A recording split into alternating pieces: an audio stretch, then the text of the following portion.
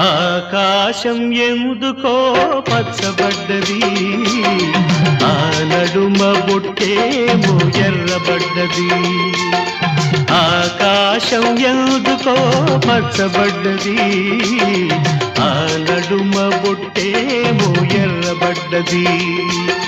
వీచే గాలుల తాకిడి, సాగే గువ్వల అలజడి, రమ్మని పిలిచే పైబడి